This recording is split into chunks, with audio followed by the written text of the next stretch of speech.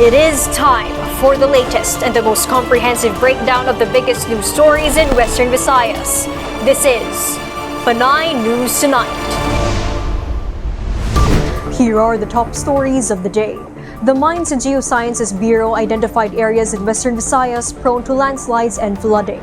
MGB Region 6 Chief Geologist May Margazo said villages in mountainous areas are susceptible to landslides, while those in low-lying areas, especially near rivers, coasts, and creeks, are vulnerable to flooding. In Aklan, 10 municipalities were on the list, including Libacao, Madalag, Malinao, and Ibahay, while 10 were also identified in Antique, such as Valderrama, Lawaan, Barbaza, and San Remigio. The MGB also listed 10 municipalities for copies, including Tapaz, Amindan, Maayon, and President Rojas. All 5 of Guimaras municipalities were identified by the Bureau. In Iloilo, these areas include Leon, Tubungan, Igbaras, Niagao, and San Joaquin, as well as 5 others. Negros Occidental listed 10 areas as well, including the cities of Cadiz, Talisay, and Silay. Magarzo clarified, however, that a town or city's non-inclusion does not mean they are not at risk of rain-induced landslides. Iloilo Province saw a drop in crimes and road accidents under the modified enhanced community quarantine.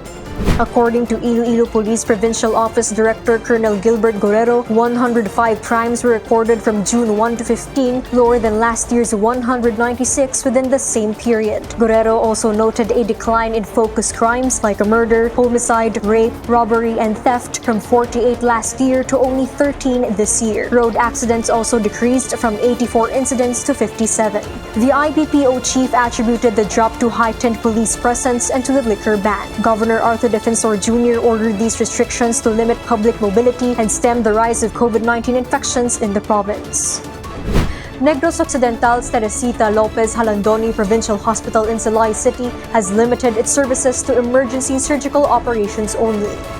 This after a number of its frontline staff have been infected with COVID-19. Officer in charge Dr. Mary Ann Maestral said the public should coordinate with the Emergency Room Triage or the Hospital Operations Department 1 Hospital Command before patients can be transferred to the hospital. Maestral said the hospital is currently undergoing contact tracing and decontamination. According to Provincial Administrator Rayfrando Diaz, the infected personnel have been isolated at the Mambucal Resort Provincial Healing Center in Morsha.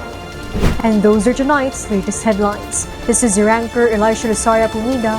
Good evening.